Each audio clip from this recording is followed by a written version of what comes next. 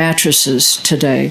And to give you an idea that we already have programs on special waste, you're familiar with the Household Hazardous Waste Facility. We have 5 remote collection events every year.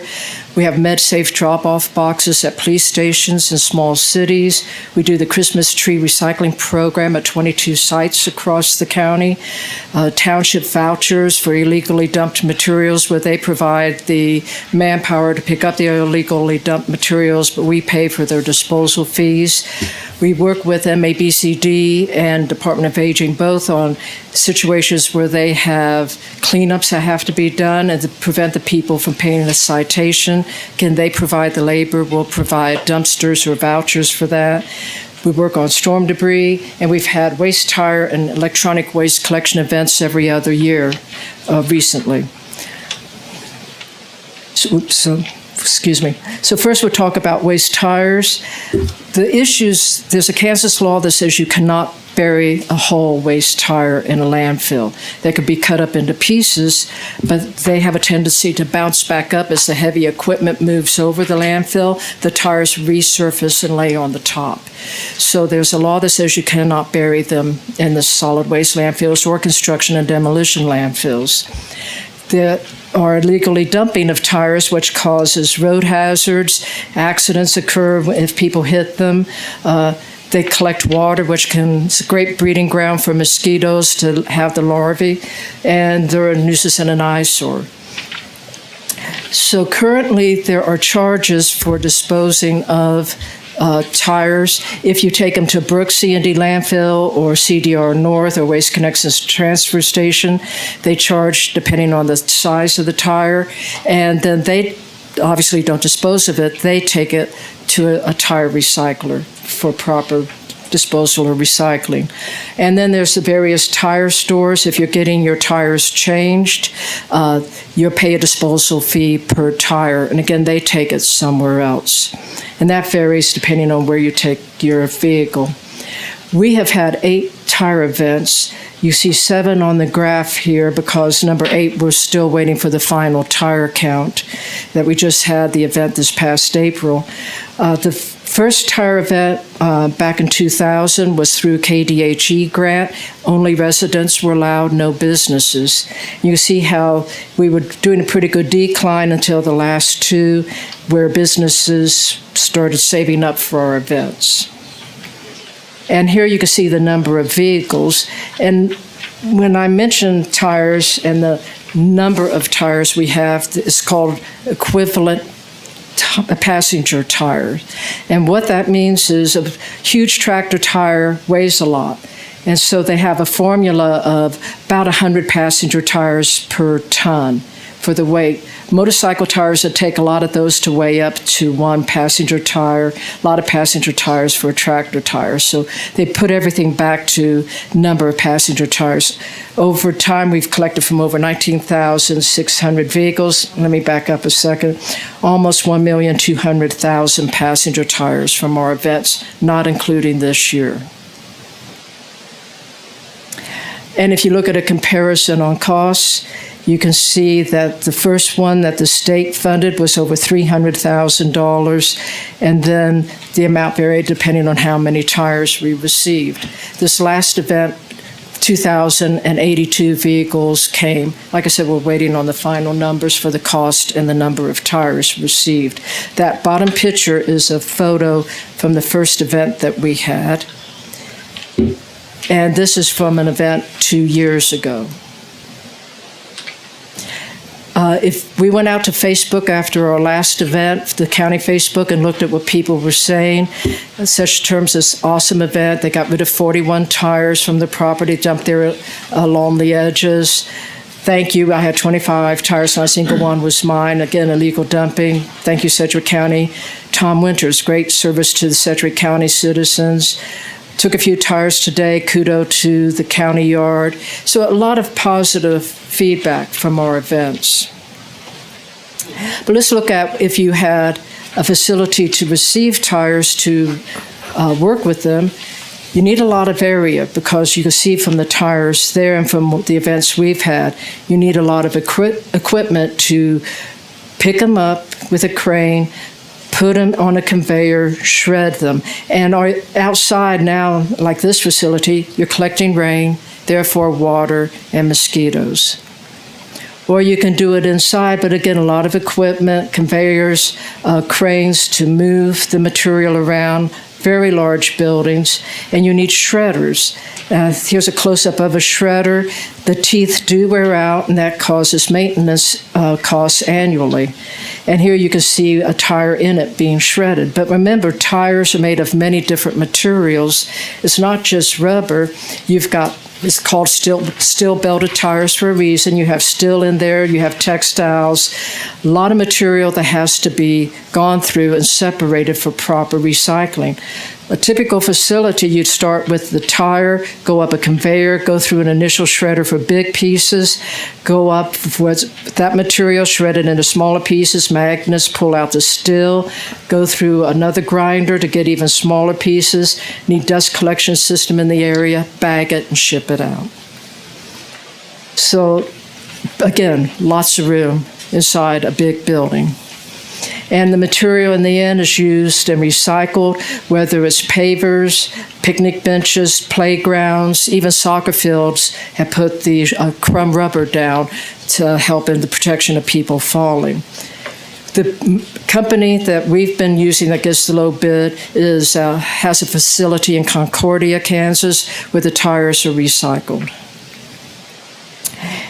If we were to have a facility, estimated costs here is from talking to companies that do this about the amount of land, how big the building should be, the cost of shredders and the secondary grinders, and the total just over $9 million for initial costs. And then annually, the amount of staff they have, the utilities, the maintenance, and vehicles, $1.5 million. Options, this is just ballpark. What could you do? Well, we have the annual event. You could have a coupon event, $5 a tire off, 4 tires max per coupon. Then do you go out for bid and get a company to work with us to take those two, just like we do with the bulky waste coupons we have? Do you subsidize the coupons and have only $2.50 a tire instead of $5? Do we have the free collection events? And the $182,000 number I have there is the average of the ones we've been having. Collection event and charge the people, or do we build a facility that I just talked about, the cost annual and initial? On electronic waste, there's more waste all the time in electronics. Most of the bulk of electronics, you have aluminum, glass, plastic, and iron, but you also have gold, silver, copper, platinum, lead, and mercury.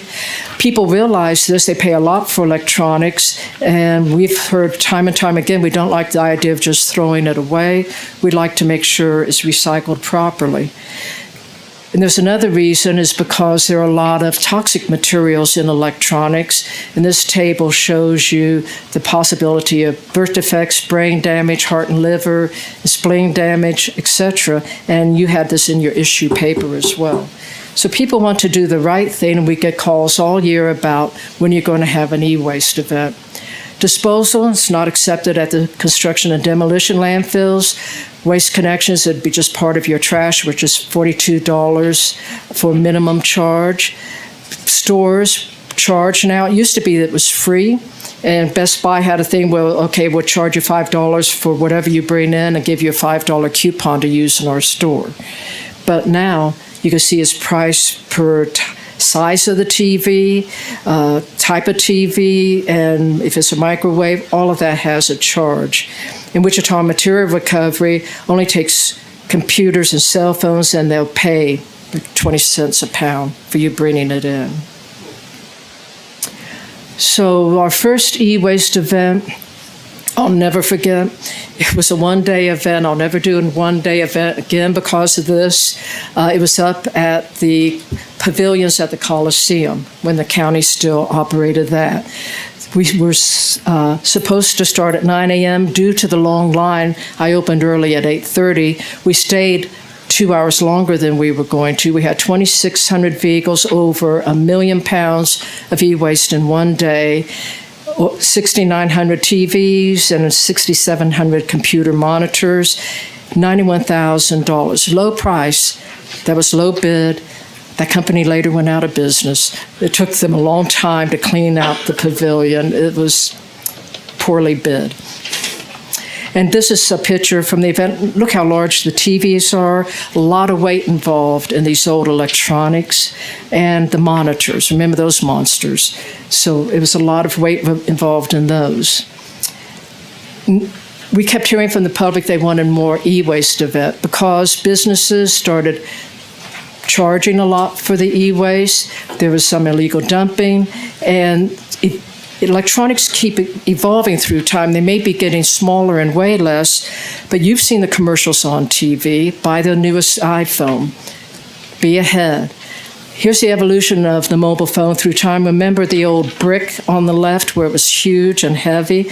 And then you go through and you have smaller and smaller cell phones. And then more recently, you're starting getting more advances within a year. So it's not just a new phone every year. You could have a new one every 6 months.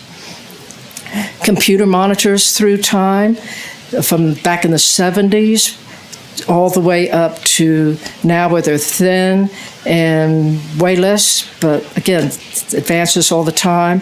Television, how many times before the Super Bowl do you see the ads, buy a new TV so you can watch the Super Bowl?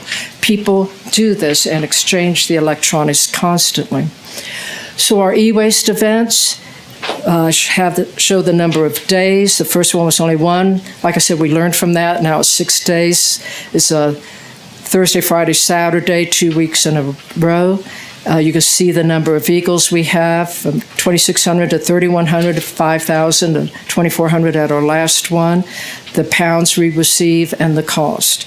The company we use is 100% recycling, zero waste company, nothing shipped overseas. All these events totaled almost 2.5 million pounds from 13,800 vehicles. Here's a photo of the last one event we had. You can see large items are still coming into our events. And sometimes they're large flat screens, plasma TVs. We're still getting them.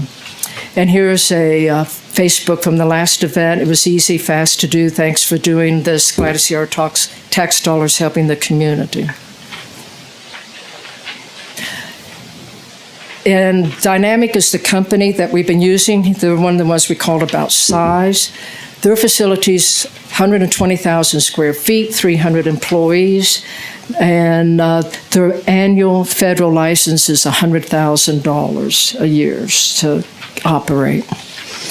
So when you have e-waste come in, the first thing that would happen is sort through it, test it, see if it's good or not, what could be repaired and upgraded for reuse. If you're not doing that, then you may going through the disassembly, segregating the material by type, a lot of labor there, and separating the plastics, metals, PCBs, CRTs, and using it the best way you can. But it requires large facilities. You heard the size of their facility. You have conveyor belts, lots of areas to store material, big segregation areas inside on where you're putting the different types of electronic cell phones versus monitors, or the towers for the computers. And then you get into the hand labor of breaking everything down into the smallest components for reuse. If we had a facility, land, about 4 acres, building, depending on how big you wanted, I just took a quarter to half the size of the company that we were looking at.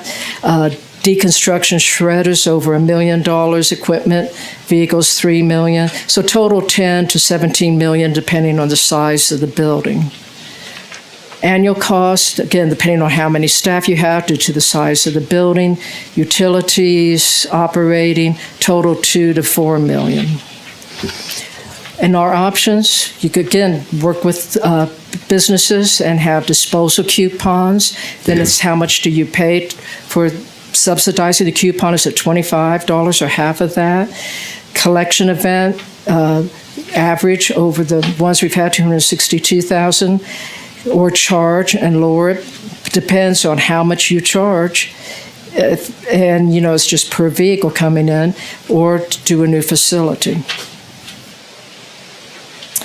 Bulky waste, it's material too large to put in your trash container, whether that's a chair or a couch, appliances, and if it's got Freon in it, you have to have that removed before disposal, or they'll charge you another $30 on top of the collection costs. Tree limbs could be too large, and right now they have you cut them up into different lengths, like 2-foot lengths to put out there. And transportation might be part of it, but obviously people were able to transport these large things out and dump them somewhere illegally. Collection charge at the curbside. Waste Connections answered our questions, others did not. So $20 for a recliner, $30 for a table, $30 for a couch, $10 per chair, $30 a mattress. And some cities that have contracts for waste collection actually have bulky waste collection as part of that contract. And people have like 2 bulky waste coupons they can use within a year. And we have bulky waste coupons we give out it's good for up to 1,000 pounds of disposal at the transfer station. It used to be for about 2 months now. We're doing it for 6 months and see if we get better use out of the coupons. And we've provided over 69,000 coupons since we started this program in 2012. We also provide dumpsters for cleanups at MABCD or storm events, and you can see a before and after photo here at the bottom. Again, the citizens want to clean it up, but they don't have the funds to dispose of it, so they provide the labor, we provide the dumpsters. Storm debris, whether it's from winds, ice storms, tornadoes, used to be it was all just in an open burn, and that causes a lot of smoke and air pollution. But back in 2015, the commissioners approved my department purchasing an air curtain burner that you see on the right. Very clean burning, hardly any smoke at all. You're burning down in a trench and recirculating the air with that. It's mobile, so we can take it around the county. We also bought a mobile tub grinder, which recently went up to Valley Center. It's been out to Goddard and Derby and other areas where the cities requested that we help out. And we mulch it and leave the mulch for the city to use for their own parks or the citizens to pick up. Same with Christmas tree recycling. 22 sites across the county. The red dots on the map show where they're located. People can drop off the trees. We have at least a month time, usually longer, for them to drop the trees off. We then grind them, and the mulch is left for people to pick up. And we get constant calls, is the mulch there yet? But unfortunately, I don't know how well you can see it. There's Christmas tree lights all around that tree. So we always try to remind people, take the bulbs off, take the lights off. And the mattresses, this problem with disposal costs, transportation, again, they were able to illegally dump them, and that can be a problem if they're out on the road and people run over them. Current charges, Brooks Construction and Demolition Landfill, $10, CDR North, $50 each, Waste Connections Transfer Station, $30 each, and go down, we call different mattress stores and have their prices. But remember, with the stores, they're going to your house and picking them up. Here's a picture we just took in March at Brooks. The mattresses are left outside, so they're getting rained on and all. They take them to Hutchinson Correctional Facility, and I know Mattress Hub does the same thing, and other stores might as well. This information is off their website, but at the correctional facility, they deconstruct the mattresses into components. And if you look at a mattress, it could have many different layers to it. And it depends on the manufacturer of the mattress, how many different layers there are. For example, there's 10 layers to this bed wetter. mattress assembly. So not all mattresses are made the same. And it takes labor, manual labor, to pull off the different components, separate out the springs and the box springs, get the foam out, and then you need storage area for all of the different components to be stored. If you do this outside, you could just shred it to bury it. Mattresses, just like tires, don't like to be buried well, especially box springs, and they can get caught up in the equipment at a landfill. Or you could do it inside, out of the weather, and have a tall building. You can see the height of the crane there to work it and put it into the shredder. There's a picture of a mattress going in a shredder. And you have to separate the metal with magnets and pull those out. So estimated cost, if you 4 acres, 20 to 1,000-foot building, shredder costs, equipment and vehicles, $5.5 million up front, and then the staff, the utilities, operating, disposal, because you're going to have some material left over that has to be thrown away, $1.5 million a year. And again, the options, we could work with Brooks Landfill to have coupons just for mattresses and how much you subsidize that. A free collection event that we've been doing, charge at the collection events, or build a facility. So unknowns for all of these. It'd be nice if it was a centrally located area for people to drop off.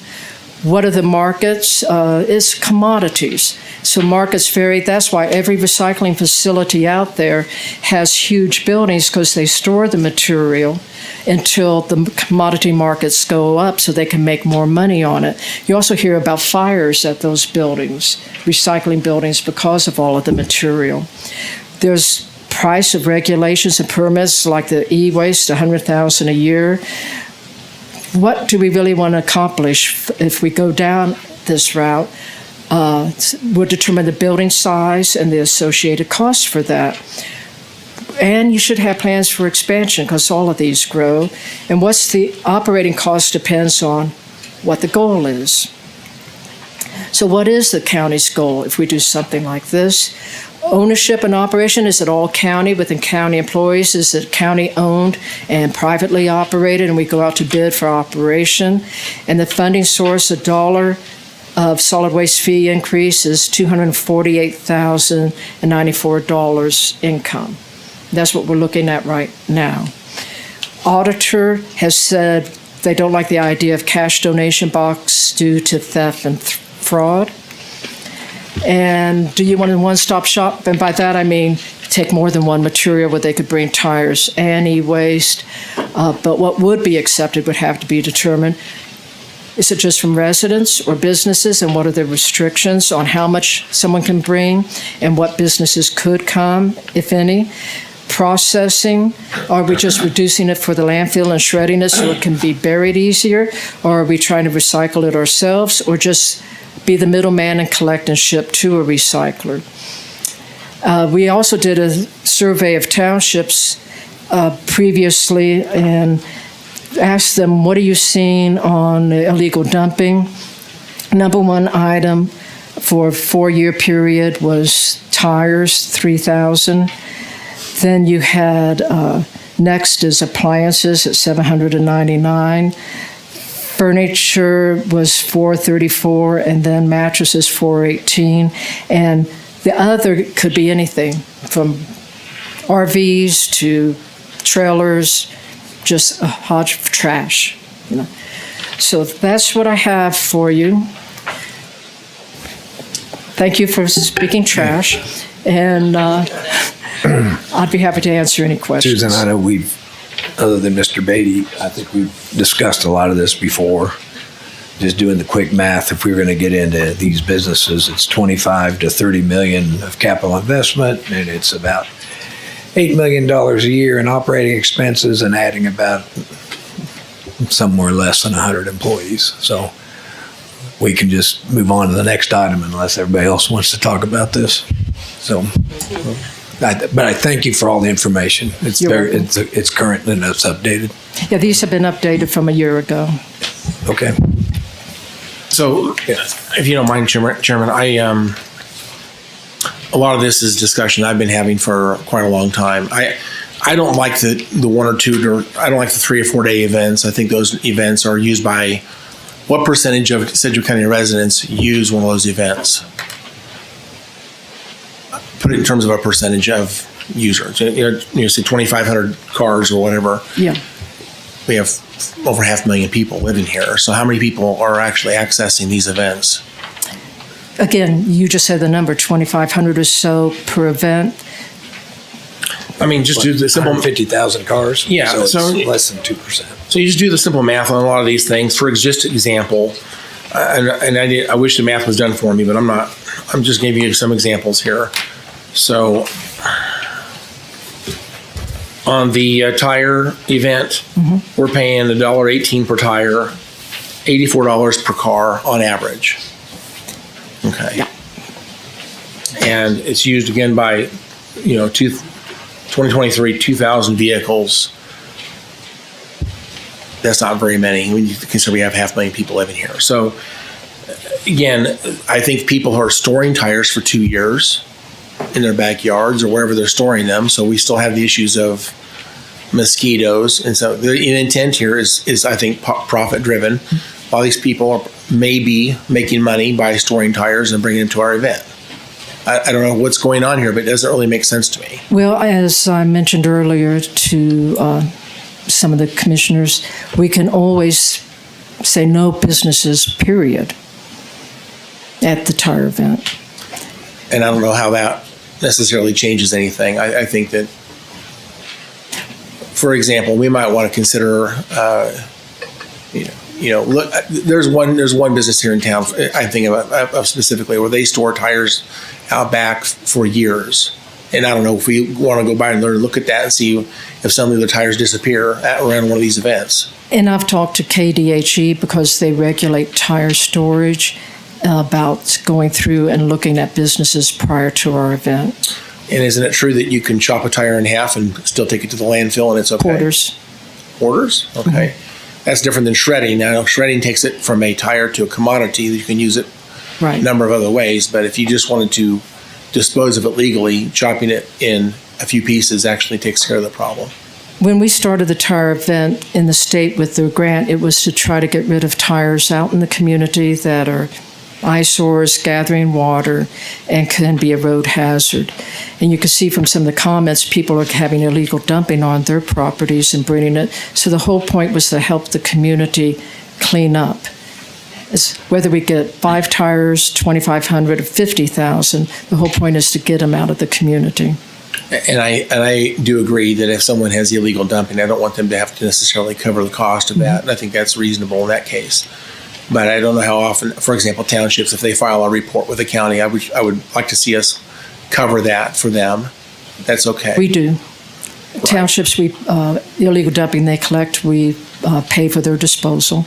And one thing we didn't talk about here, which, well, we talked about it briefly, but if the solid waste plan is to reduce the bulk that goes to the landfill. Again, the landfills are time limited. They get full.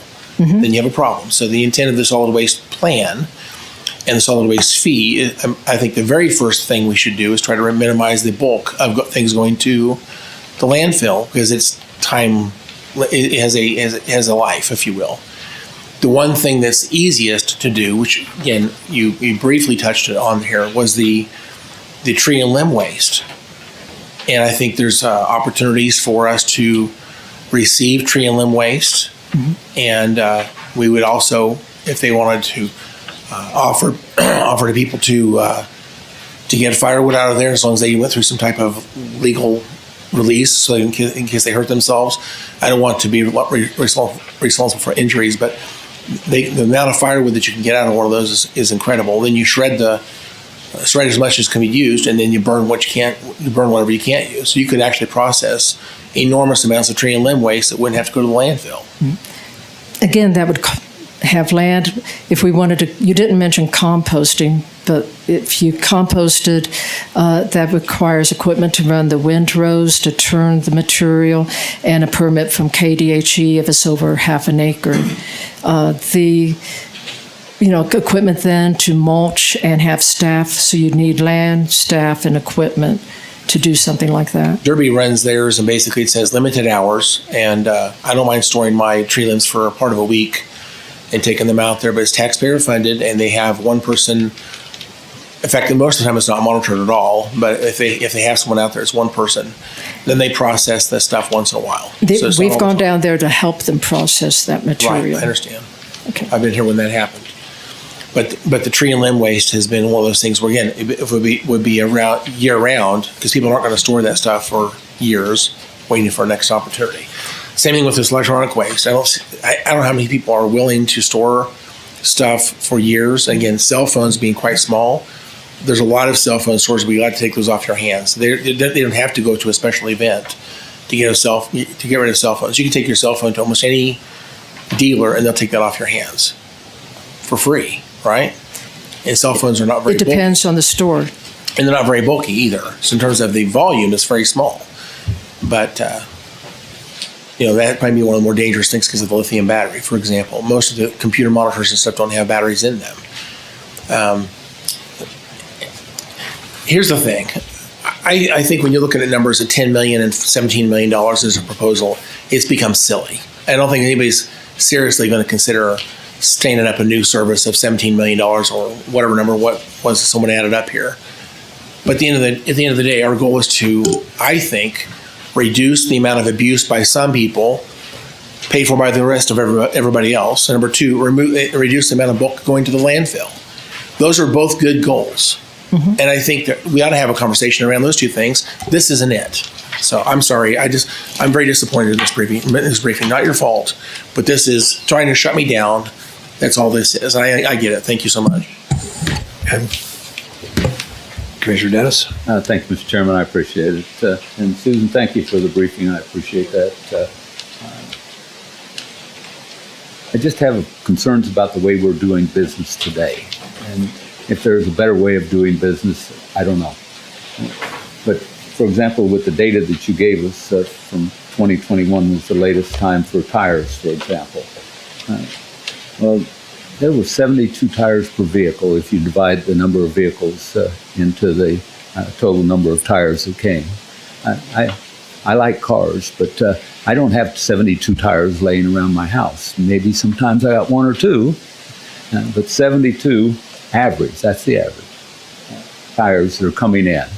So it's obvious to me that businesses are taking advantage of the county.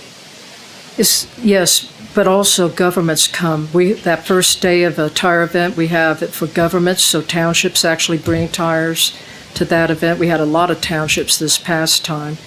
I've had school districts come, the airport, Wichita Parks bringing tires. So it's not just businesses. We also have government come. And a lot of farmers. Well, then they have to buy this tire somewhere. And when you buy a tire and you have it mounted, they charge you a fee for disposal as part of the purchase. You got the price of the tire, the mounting, and the disposal cost. So if these airports and so forth are not turning them in at that time, they've got an issue because they just paid for disposal. And now you're asking the people that are paying the solid waste fee to take care of it for them. So we've got a business out there that's paying $8 or $9 a year solid waste fee, and they're taking in $2, $3, $4 per tire, and then they're hauling them out to us, and we're paying a ton of money to dispose of them. We've got a problem. We are not managing this well. That's why I mentioned we could stop taking businesses altogether. Well, we have to stop taking businesses. They're getting paid for it. Well, not all of them are. But every single business is required to have a disposal fee. If you're in the tire business, not all of the businesses who come are in the tire business. Well, when you bring the tire disposal to us next year, I'm going to vote against it. unless we come up with some new way of figuring this out. Because right now, it's out of control. We're charging these businesses $8 or $9 solid waste disposal fee. They're charging their customers, and the rest of the people are paying for it. So I've got an issue there. If you just look at your first e-waste picture that you showed us, just on that trailer that came in, there are probably 20 new, TVs on there. I don't know anybody that has that many. That was TVs. from the city of Goddard, who had neighborhood cleanups where the city ran around having them put it on a trailer and bring it in to save the other people trips. Well, the bottom line is my objection is that we are allowing businesses to take advantage of our solid waste fee. And I will not vote to allow businesses to take advantage of our solid waste fee in the future. Thank you. Thank you. And also, there's one comment later in the briefing here about cash donation box. That's not my suggestion. I said they can make a donation to the county if they want. We should be able to take a donation from someone who appreciates. If someone brings in, say, 10 tires, and they want to provide a donation to cover their costs or cover the cost of someone else. I have examples of where this has been done on different types of things I'm involved in, or someone takes the free service, but somebody else pays for their service and someone else's service. I believe there is ways of doing checks, Venmo, or whatever. And I talked to Lindsay about asking the Department of Revenue to set up an opportunity for us to do this electronically. So again, I think if you offer this to some people, they'll be glad to donate to cover their costs. And if they don't want to, they don't have to. But then we ought to get into the business of accepting donations. Go ahead. I was just going to say that you and I had that conversation about trying to see if there's a safe way to set up some kind of electronic donation box. I know we've talked about cash in the past, and that is the one where auditors have said they definitely would recommend against that. They have concerns about an electronic payment method too, but if we can do something secure through the state, then that could potentially be an opportunity we can look at. So we will have that conversation. Let me ask another question. It seems like at the HHW facility, that ought to be a place where it's more solvable there. If you have to have a cash register and provide a receipt or something, there's got to be a way to set it up at that. I think at these remote sites, it's very unlikely, but I do think whether you have someone scan a QR code and donate at the privacy of their own home, give them the chance to donate to the event, and you'll find some people are very generous, and maybe a lot of people won't do it, but there's some that will. But we're not even asking them. So I think some of this is solvable. And again, if we receive a little extra revenue for those that want to provide it, it expands the service and reduces the cost on taxpayers. I can't vote for a lot of this right now. Commissioner Dennis says he can't vote for that one. I think a lot of this it's too often, it's too irregular. People are saving their stuff for longer periods of time, which actually kind of defeats the whole point. A lot of this is not the first e-waste event, for example. I think that stuff sat in El Dorado for a very long time. I'm not sure it was ever processed correctly. I heard maybe it's not true. I heard it went to China and it was burned, for example. I don't know. But my point is, some of the stuff's not making sense to me. If it ends up in the landfill anyway, if it's the bulk of the cost is being borne by 99% of the taxpayers to the benefit of 1%, that's not good government. So I've got problems with a lot of this that we're doing currently. Yeah. Susan, thanks again. This isn't on our agenda coming up, is it? No. All of this to make a decision if we're going to spend capital and operating costs? Okay, that's what most of this was about. No. And the Solid Waste Committee did review this, and Right. they wanted us to keep doing things the way we were doing. Okay.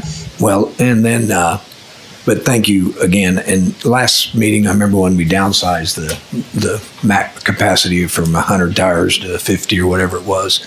So we have that ability to help. We should take your information. Something like refusal of businesses is a very worthwhile consideration for the commission to decide if they want to take that step, just like downsizing to 50, maybe downsize to 4 or 5 per car. It doesn't matter, but we should just have those options, from my opinion. Okay. Anything else? Anybody? Go ahead. Are we going to talk about the solid waste fees then at all?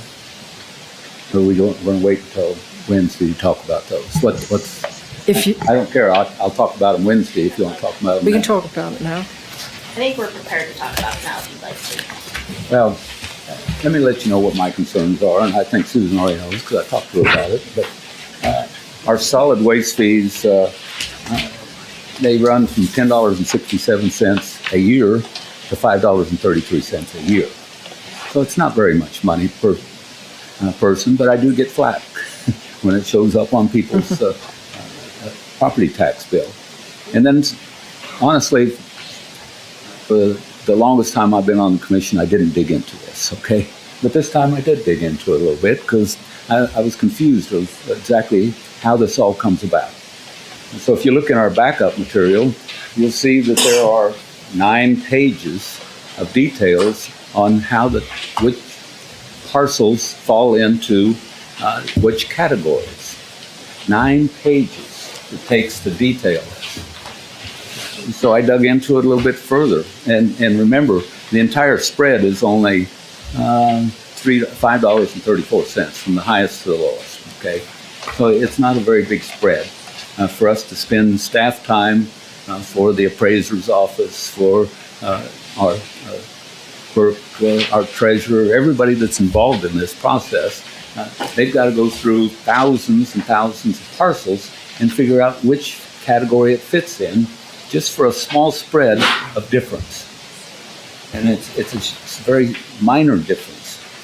And for example, if you look at Tier 3, which is automobile dealerships, mobile home manufacturing, motorcycle and ATV dealers, boat and marine, car lots, hardware improvement centers, lawn and garden supplies, department stores, big box stores, lumber yards, discount stores, grocery stores, convenience stores, airports, all schools and universities. That's all in Tier 3.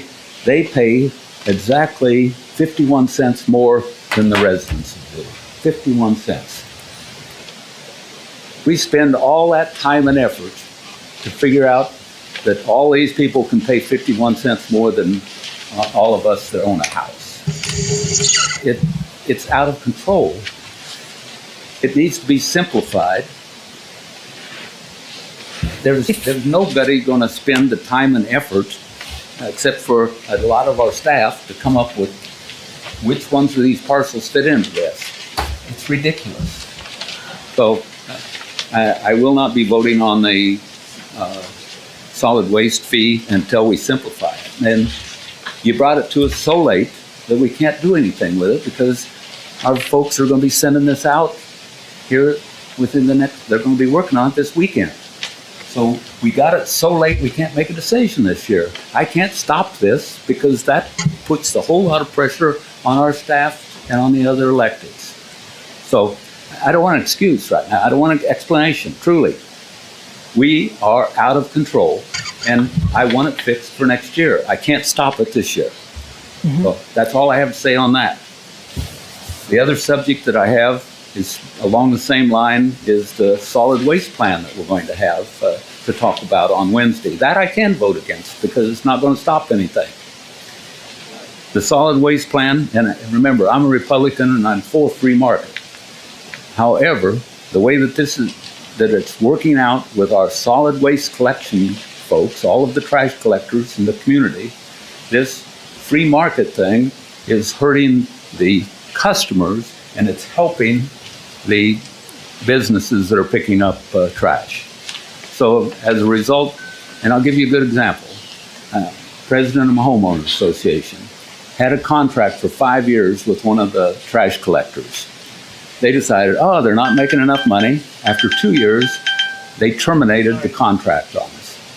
Well, go out and try and find out how that you can get the best value for your customers in the community. And I'm looking at the whole homeowners association.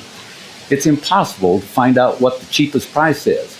So what happens, just in my homeowners area, I have 3 trash trucks come through a week that are tearing up my roads, that are spewing diesel exhaust through the community. And this statement that we encourage free market, that sounds good. But if you look in your backup material that you've got here, you're going to find that there's a number of cities that contract it out and they're getting a better deal from the community. So I recommend we strike everything under page 5 of the solid waste that says anything about free market, and urge the public to find out a way, and the other leaders that control this, to find a way to make it as most reasonable price, as easiest for the customer to decide what's the best deal for them, to eliminate all this duplication of effort. So, Commissioner, when I ran the halls, I gave you backup information showing how the language in the plan has changed over time to getting rid of the free market and encouraging contracts. And then another group of commissioners changed it back to the free market. And it's been like a roller coaster over time. well, the free market is hurting our citizens. This statement is hurting our citizens. And I also showed you that in the Solid Waste Committee, they left that first sentence about county leader support and encourage free market efforts for trash collection. Then they added Sedgwick County also recognizes the advantage of waste hauler contracts that will reduce road wear and tear, reduce air emissions, reduce disposal costs, and increase services such as curbside recycling, volume-based trash rates, and bulky waste collections. Well, And we can strike the first sentence there. I think the contracts are great if you could get the contractors to live up to them. But I can tell you for a fact, when they decide it's not in their advantage, they just kick you off. Well, that was a homeowners association. The cities have some pretty good contracts. There's 20 cities in the county, 15 have contracts. Number 16's in the middle, and I'm going to be talking to another city here in a couple of weeks about. So you're only going to have 3 cities left without any contract. So what's going to be on our agenda? What is our agenda about? What are we going to vote on for the solid waste trends?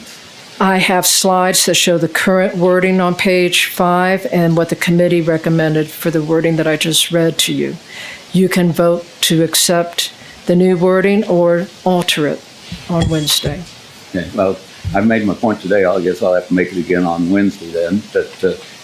What you're talking about is striking that one sentence about free markets. Thank you. It harms our citizens, and anything that harms our citizens, I'm against. Thank you.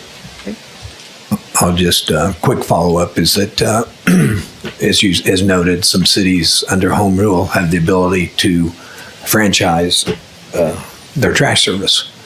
And I was at the city, and I think you were I was at the city of Wichita, and that came up, and the manager was very much for it, even franchising out parts of the city.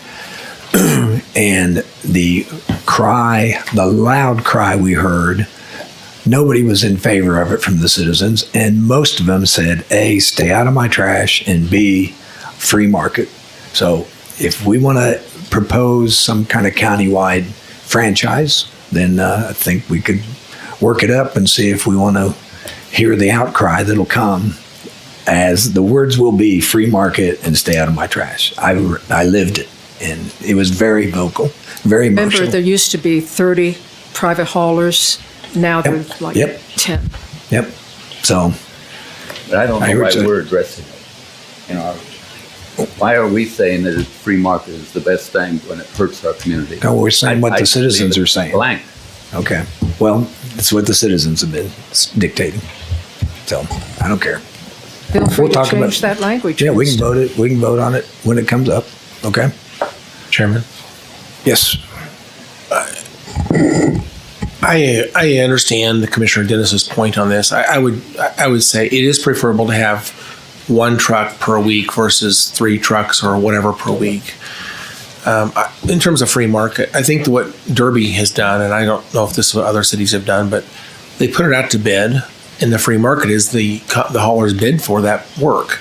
And then for a period of, say, 2 or 3 years or whatever it is, they have that contract, and then at the end of that contract, they have to bid again. And there are different contractors that service different cities. And I don't know that I would say it's not a free market idea. If there is a competition and a contract for a period of time, it's just managed at the city level so that the city has less wear and tear on their streets, lowers the taxpayer costs on wear and tear on the streets. It doesn't look so bad. All the dumpsters are out on the same day of the week. They all go back. It's just, in my opinion, it's better managed that way. And I was one of the people that was very upset from the very beginning. I think that my previous hauler did a better job than who I have today. But I have to admit that it's nice only having one truck come down the street and all the dumpsters are in and out same day. And I know it's competitive, and our trash costs have gone down. So, Thank you. It's more efficient if you're picking up every house on the block than picking up one, going 2 blocks later, picking up your next customer. and I'm not saying the county should do this at all. I am saying that cities ought to consider this. I think the language is for recommendation to cities, and for example, Wichita, if they wanted to, they could divide it up into trash hauler districts if they wanted to, and let them compete for different parts of the city if they wanted to, if that's what they wanted to do. Well, that's what Wichita had considered 10 tried. years ago. So we try. Okay, any other comments?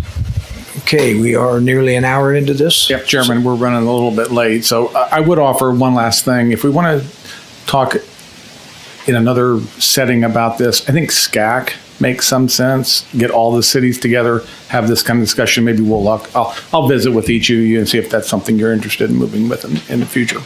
With that, Steve Stonehouse will talk about juvenile services and the campus. We talked about this briefly at the budget hearings, and we'll get into a little bit more depth today.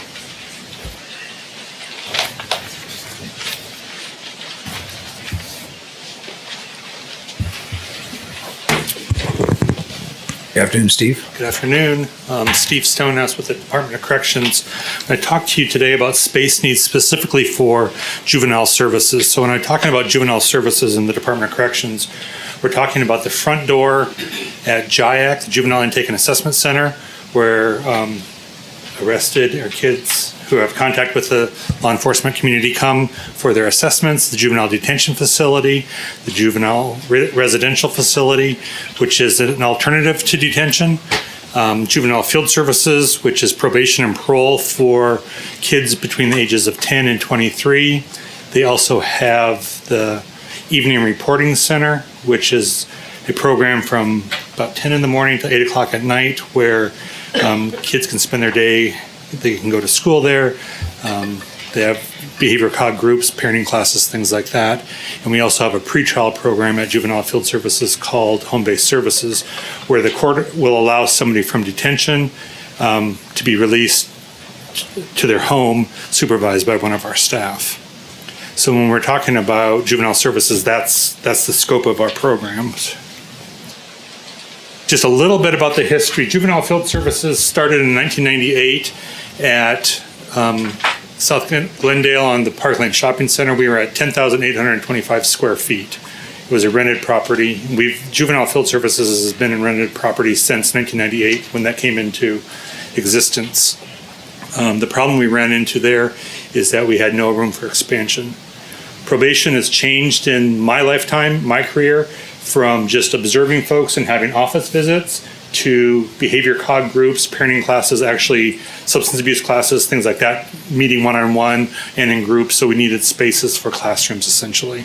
So then we moved to the Harry Street Mall, which was 16,180 square feet. It was built to suit. It was exactly what we needed. It served us very well. When the number of kids on probation went down and we needed a place for evening reporting center, they were able to remodel it and support our evening reporting center. Unfortunately, we lost the lease to that, and Juvenile Field Services moved to another location down to 11,070 square feet for case management and home-based services. This did not give us room to have our evening reporting center. So that was moved to the juvenile residential facility to occupy one of their pods there. Something else to keep in mind is that the lease for Juvenile Field Services ends December of 24. And we continue to need classrooms and shared spaces to serve kids and their families rather than just pure office spaces.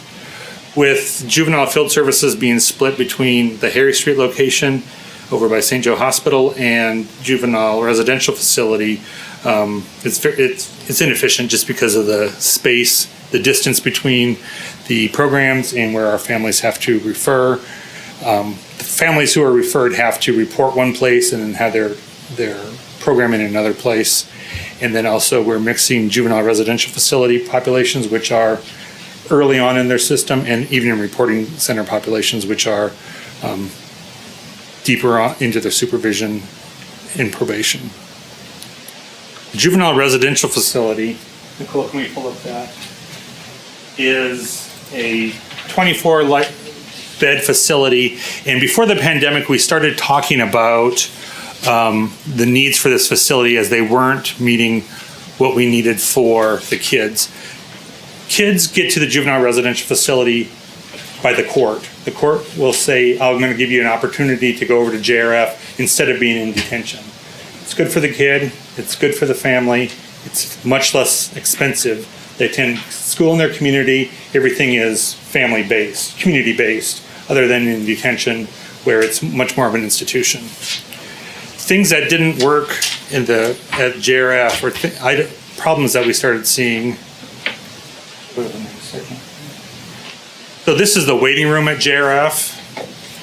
This, Rusty and I can fit in there, and that's about it. So it's not very convenient to have visitors. We have 24 kids.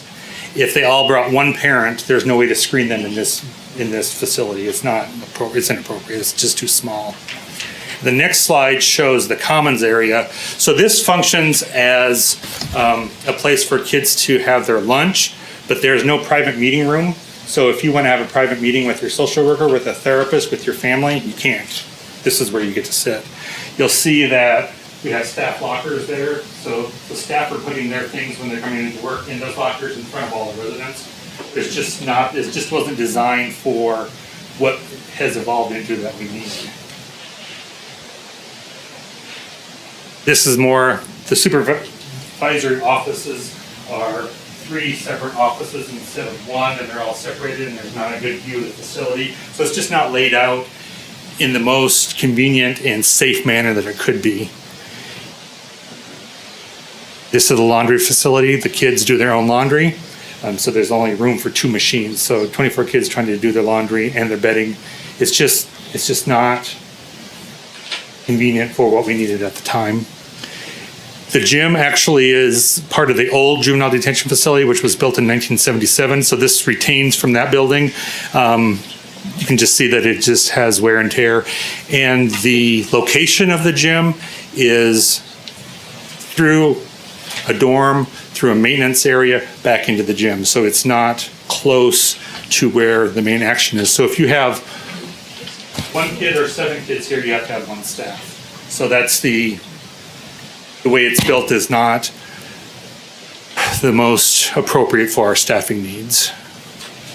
And it's just what the outside area looks like. On the right is what we have for adult offenders at the work release program, and this is what we have for juvenile offenders. So we were thinking about something like that for recreation outside and spaces to meet with your family so you don't have to be inside the building.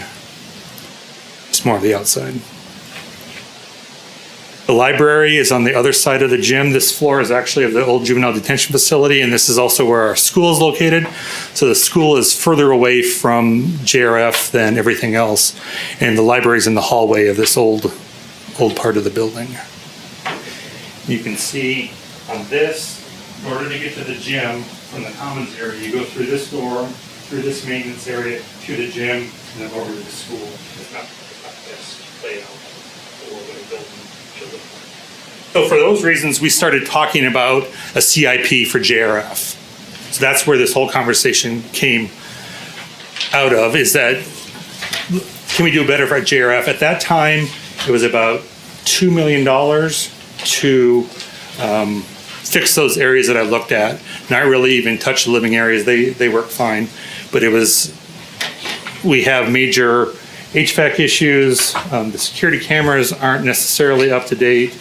Fire suppression system had to be changed at least once, and we've found different water damage issues. So that's where we started talking about this. And then when Juvenile Field Services lease came up and we had to start splitting programs, the idea of one consolidated building came to fruition.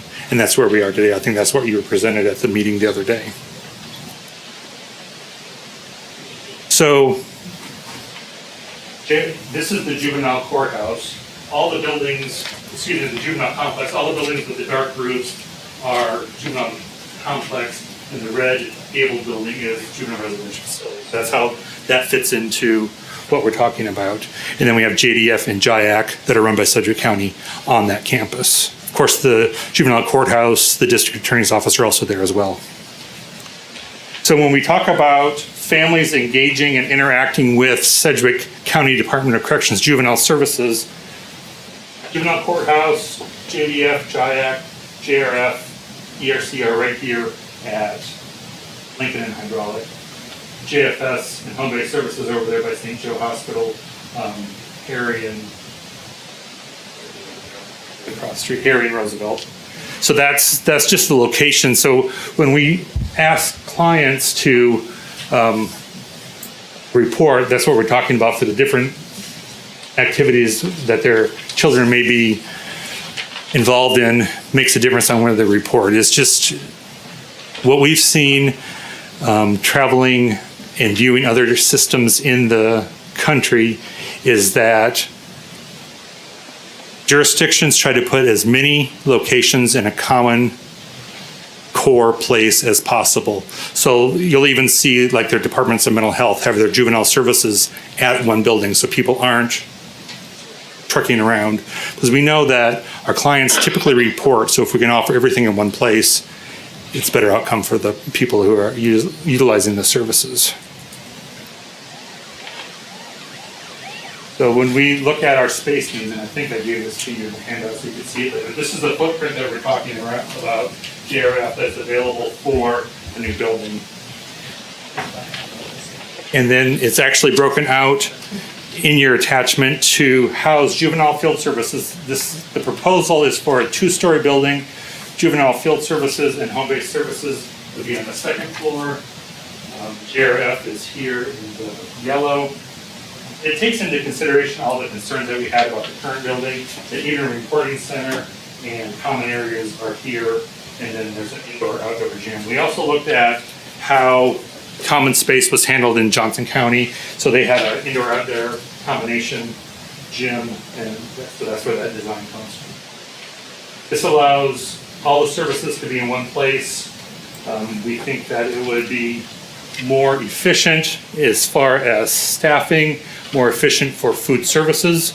So if JRF were someplace else, or even the Evening Reporting Center, food services comes from a JDF kitchen. So if we would have to truck it to a different part of the county, it's just not as convenient. Our mental health services all come from JDF, so we can share and have parity between the programs. Custodial services would all be shared. Also, remember that the juveniles residing in the juvenile residential facility are on temporary release from detention. So if something happens and they have to go back, it's best if they're close by to return them, as opposed to having them someplace off. So that's kind of the impetus behind having one building instead of several different locations. I will say we've been very happy with our lease space until we weren't. And that's where we find ourselves today is we have a deadline coming up and no real good options. That is what I know about our CIP. There may be smarter and more technical people who know more than I do. I do. 2 quick questions. If we tear down the existing building, and I think that's what you were recommending, we tear that down and build it in the existing location, we have to then put all those kids back over in detention during the entire time, or what happens to those kids? No, our hope would be that DCF would see that our intention is to build a new building and allow us to have an exception to, we have plenty of space at detention at the juvenile detention facility to use one of those as a residential shelter in the short term, time limited, to know that we're going to get them out of there.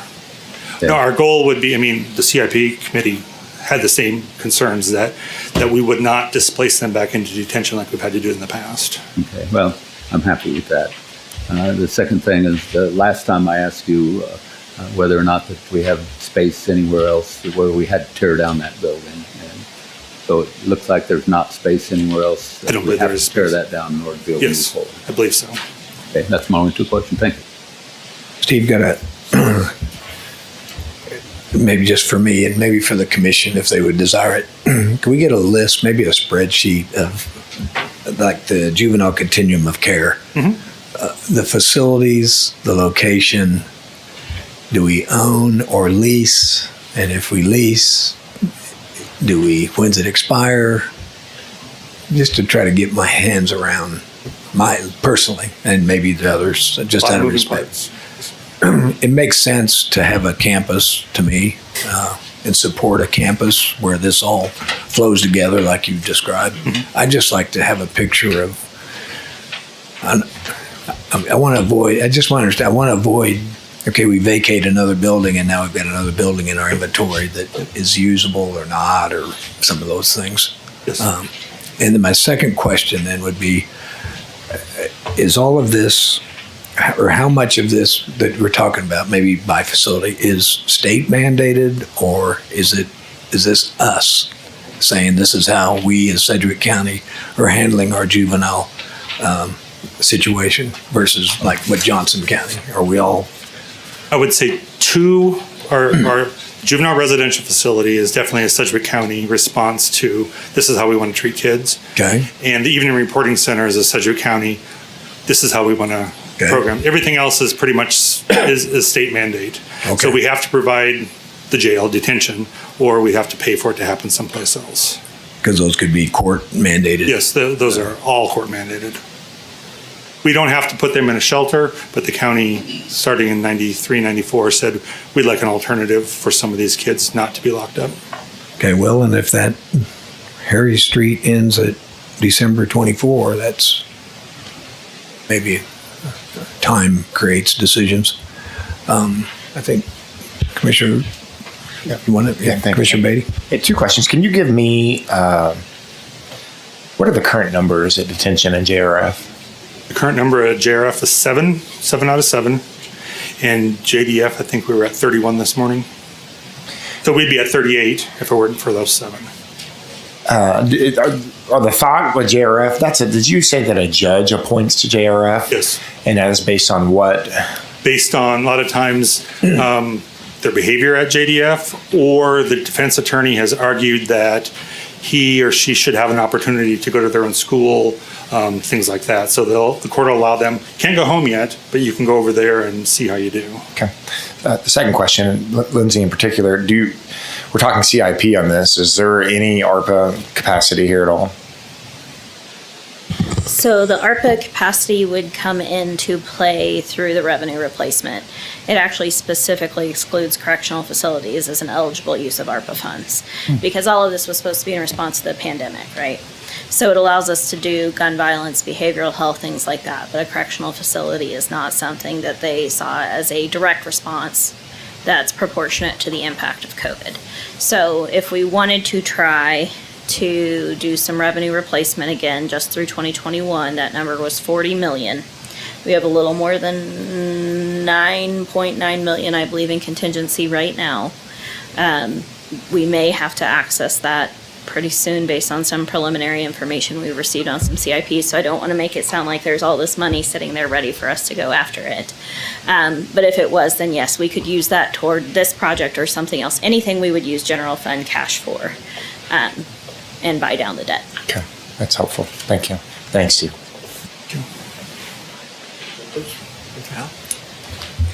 Thank you, Chairman. So just want to be clear, this proposal is not replacing JIAC, No, and it's not replacing JDF. no. It is replacing Juvenile Field Services, Evening Reporting Center, and JRF Yes, sir. residential. Yes, sir. And right now, the Evening Report and the Juvenile Field Services, those are not residential facilities. They are basically daily or weekly services that the clients use.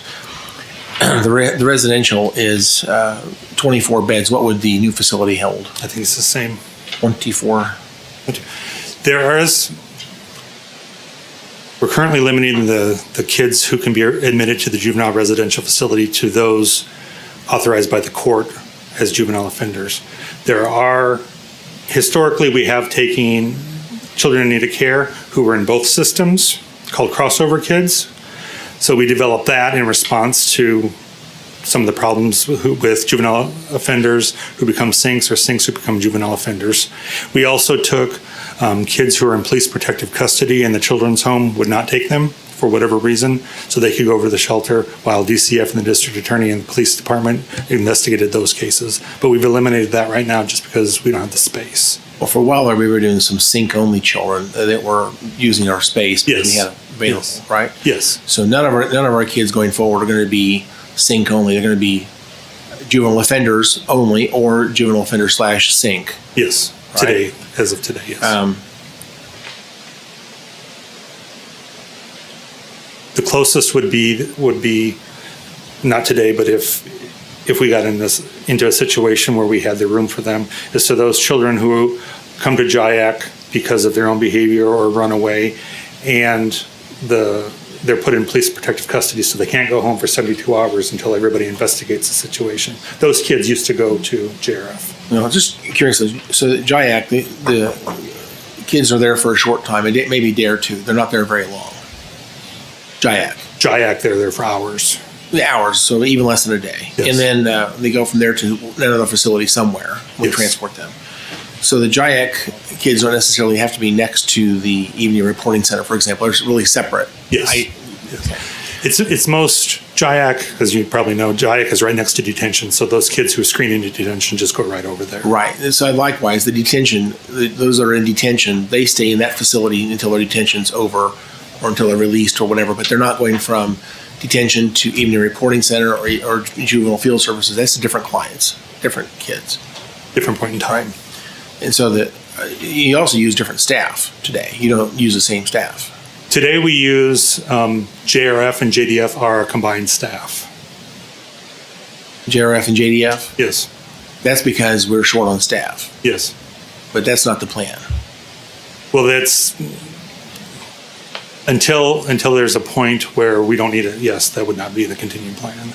But we do share mental health staff, kitchen staff, custodial staff, things like that are all a common staff. Just a couple of points. So again, our Harry Street Mall that did the ERF, the Evening Reporting Center and the juvenile field services, that was an ideal facility. It wasn't a bad location. There was a lot of good things about that. Yes. We lost our space.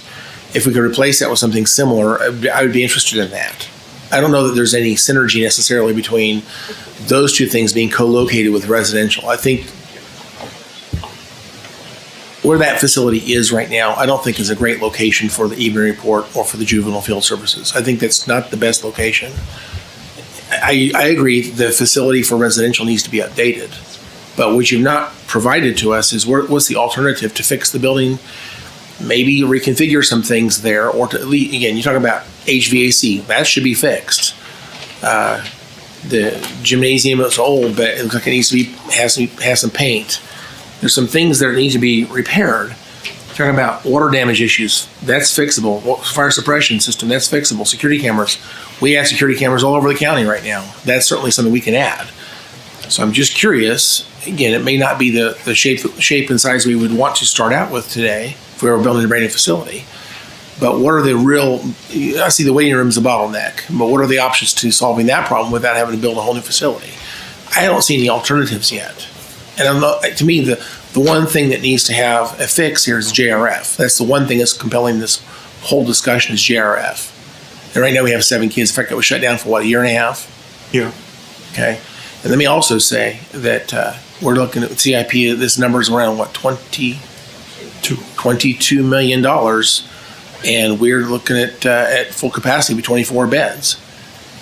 I have to tell you, and by the way, this is a clarification question. The classroom that's here, you said we're doing school. Yes. Is school happening on this facility now? Yes. Who's doing the instruction? Orion. It's private instructor. Yes. See, when we had JRBR at 259 took that on. We got a double head count. We gave that up. And the reason we moved away from JRBR is because it was costing the county $1 million a year, up to 50 beds. We moved away from that because it had a bad boiler. I don't get it. To me, this building ought to have, we need to have an alternative to fix this building and deal with the real pinch points in this building that are a problem. If you have trouble getting from the entrance to the gymnasium, I see there's a corridor there. Is there a way we can repurpose the corridor? I don't know. But I think we ought to be looking at other options and say the $22 million option isn't the only option we have today. And again, I think the even report and the juvenile field services, it would be nice if they're co-located here for some reasons, but really that's not necessarily the only thing we should be looking at. I think, again, it's not the best location. There may be other places around the community that may be a lot better for those two things. And again, we lived under a lease for how long? A long time. JFS has been leasing since '98, since we existed. So again, I prefer own versus lease, but I'm just wondering about a $22 million CIP. That's really the number one thing here is residential facility. And we didn't have it for a year, and right now there's 7 beds. I would like to see it utilized. I want these kids to have the services they need. But we're looking at a $22 million CIP. We're talking less than that, probably, I think less than that for an admin building. Probably, we've been clamoring for years for a mental health facility. This is probably not enough money for that, but still, $22 million spend for this is a huge amount of money. And I'd like to see some alternatives. Steve, real quick. The chairman had a very good request on the spreadsheet. Yes. But could we add something else to that same spreadsheet and put down the amount of money that we'll save by not leasing these other facilities? Because we could use that then to help pay the bond as we move forward. So thank you. And bringing up the Lake Afton thing on just a boiler, that's not the only problem that we had out at Lake Afton by any means. So I just want to make it clear that there were a lot of reasons that we did not continue using Lake Afton and it was dismantled. Thank you. May I clarify? Again, I followed that thing very keenly for a very long time. The estimate for repair of that building was around $2 million. So again, the county didn't want to spend the money at the time. Hey, any other questions? Oh, yeah. And I also Sure. think it's Commissioner. important just to mention the mental health facility that we've been talking about is a state facility that will be paid for by the state, not by Sedgwick County. But my question is just really quick. Can you just talk about the efficiencies that we're going to see within our staffing if this comes to fruition, and then also what this would do for our clients and their families and how that would be helpful to them? So for the staffing, at the adult, residential, and work release center, the ISOs are located all on the same campus. So it would be the same type of situation that ISOs work on the floor when there's a shortage. And there also would be sharing between JDF and JRF if there's shortages, instead of making people stay longer. And so that's the first piece. The efficiencies of support staff, of having 1 or 2 people per building instead of 1 at each building, is a considerable number of support staff that we would be saving. The food service being able to be provided out of 1 building as opposed to 1 building and then shipping it around or buying it from a different area. The mental health staff is located at JDF and then just responds or have services right across the street at JRF. So really everything is in the same area, and the families are accustomed to going to the juvenile courthouse because that's where all their proceedings start. That's where they pay the restitution. That's where they go to court. That's where they see the judge. So everything in one location simplifies for them where they have to go around the city.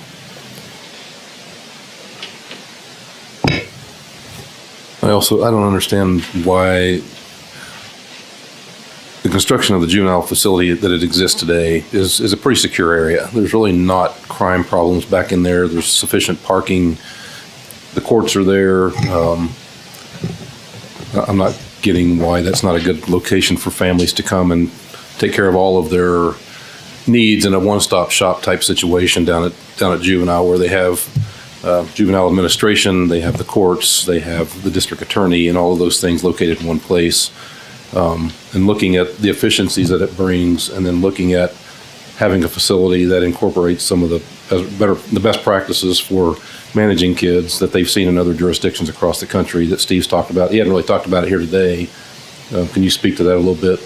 So the initial push when we were talking about the juvenile residential facility was to make it, there's something called trauma-informed design, and that is to de-institutionalize a facility. It's never going to be home, so I'm not going to say home-like because that's not true, but it's softer. So it's coming up with a design that has more lights, more windows, and it's softer for residents to live in, so it's not, and also that's in and of itself an incentive to be there instead of being in detention. So that's the idea. So when we looked at Johnson County, their library actually is in their facilities. Their library actually is part of the Johnson County library system. So a librarian comes and has time with the students. So it's just a way to get away from the institutionalization of being in detention and making things a little softer for families and their kids.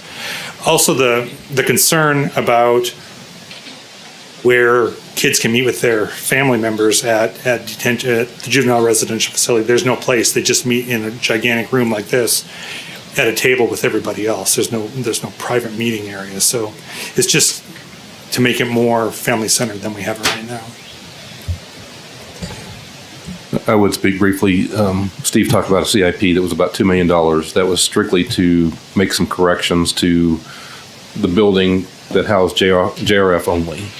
And then in addition to that was about another $1.5 million to $2 million for the HVAC to bring it up to where it needed to be, which we haven't completed that project. I think we've done some minor repairs to limp it along while we try to figure out what our next moves were. So we're getting up close to $4 million just to rehab that building to make it better for JRF only. We would need to move ERC back out. We would need to come up with space and facility for field services, ERC, and home-based services somewhere else in the city, probably a lease situation, which that's what you've asked for, is for options regarding that. And then I think Andrew had done some research with the architect that indicated that the existing facility as it is, if we were going to build on substantially in order to accommodate all the services, all of the programs in that one spot, that building really was not designed or built to accommodate that type of add-on. And the architect, I think, made recommendations that if we were moving toward housing all the services there and doing significant remodel and expansion, that structure would need to be demolished in order to accommodate that. So those are some things that have been talked about behind the scenes but haven't really come up here today. It is a big price tag. It would bring evidence-based and best practice into that facility for our kids. Expand back out to 24 beds and then have the probation and parole services all there in one place as well. But what you guys want, what you want to see, what you want us to bring back. And if I could, just a reminder, the recommended budget, basically the decisions that go in the recommended budget will be finalized by June 15th. Just not to say that we cannot continue to make amendments, but we will be seeking out feedback from each of you as to where you stand on this project and how comfortable you are with us including this. And right now, if you recall, that tentative CIP had the design costs in next year's CIP with construction in 2025. The bond issue actually would happen in 2025. So bond and interest payments wouldn't actually begin until 2026. But there's a lot of work that has to get done, and there is some time sensitivity because of the lease expiration. So that's why we're kind of putting a little push on how comfortable you are. It doesn't mean that you're finalizing anything. Contracts still have to come through. There's still a lot of work that has to happen, but it does give these folks the green light to start doing some planning. So I just want to make sure that timeline was on your radar. Okay. Any other questions, comments? Get some clarity before we stop. So if we were gonna, I mean, long and the short of this is, the juvenile residence facility is inadequate and we're getting booted out of juvenile field services. That's what's driving this. So if we look at options, and that footprint is so tight down there, that's the only way to do anything with juvenile residence is to go vertical, and it can't go vertical due to the construction, how it was built to start with. So the only other option is to, if we want a consolidated campus, which I understand the rationale for that, the only option is to build. I'm trying to answer Commissioner, or I know we're going to get back together as staff. I'm having trouble with options on this, which is what we'd like to provide commissioners, which we normally do on options on all kinds of CIP. I'm struggling with this one as far as. Well, if we have a deadline that's about 18 months out, there may be a tiny bit of flexibility in that. I mean, the only options we have talked about are rehab the existing JRF building for JRF only, and then we go seek new leases to house everything else about what we need, 16 to 17,000 square feet that we would need to find and lease, and probably do some renovation and build out like we did down on Harry Street at whatever cost that is, plus the annual lease down there currently was 130 between 130 and 150, because he's put some of his remodel costs into the lease. So, and then we also had picked up the initial lease, or for a period of that, we were not paying utilities, but more recently it was the lease cost plus utilities. Okay. So we were up in we were up to about 170, I think, because we adjusted the budget anticipating those. So we were about 170,000 a year for that 17,000 square feet. Okay. And about somewhere around 4 million to rehab JRF for JRF only. So It sounds like the $4 million to if you're going to keep the JRF, $4 million is basically taking care of the facility. We kind of committed to that when we bought the facility. I know you're talking about where things are tight down there, but maybe an addition on there for some classrooms, or addition on there for some meeting spaces for private meeting space. I mean, I'm not sure what the answer is, but it sounds to me like the bedrooms, the bathrooms, some of this stuff is not necessarily unusable. It's just it's not brand new. Maybe you could facilitate, on that property, adding some spaces that do the most urgent things that people talked about today. But the evening report and the juvenile field services, again, it doesn't have to be a lease. It could be a purchase. Again, we did lease it, but we don't have to do that. Otherwise, you need another space, and whether that's lease or purchase, that's TBD. And again, to answer your previous question, the juvenile court, JDF, and JIAC, there are reasons why they're not too far apart. The kids coming out of JIAC might need to go to court, or vice versa, or JDF, they're dealing with the courts, and so there's the reasons why they're near each other. That's not necessarily bad. But this evening report and the juvenile field services, they can go anywhere. And ideally would be something that's easy to access in terms of you mentioned that there's a lot of crime down there. There's a whole lot of nothing down there. It's a dilapidated neighborhood. Walk around there. I don't feel safe walking around there personally. The neighborhood's in terrible shape. And there's it's not very far off of Douglas. I mean, it's not the greatest location. The Harry Street Mall had a lot of advantages over that location where this is. And so, again, trying to synergize what really needs to be together. I don't know that it makes sense necessarily to say we need a campus, because the campus doesn't provide any efficiency necessarily.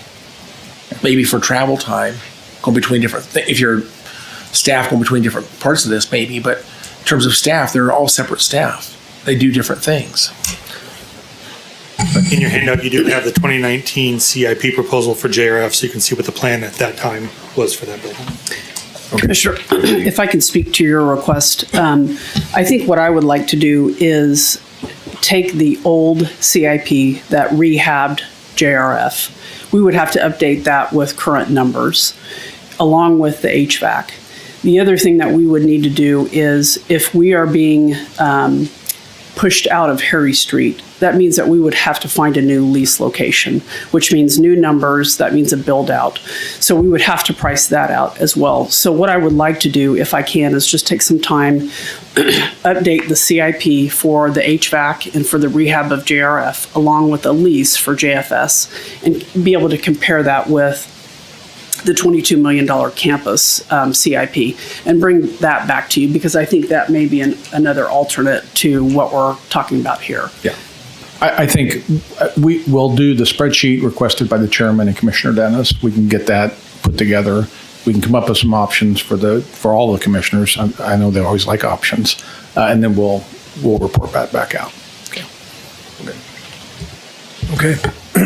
Thanks, Steve. Very good presentation. Okay. There are some other electeds in the audience. Anything, comments, questions? Nope. Okay. All right. Anything else, Tom? Okay. All right. Thanks, everybody.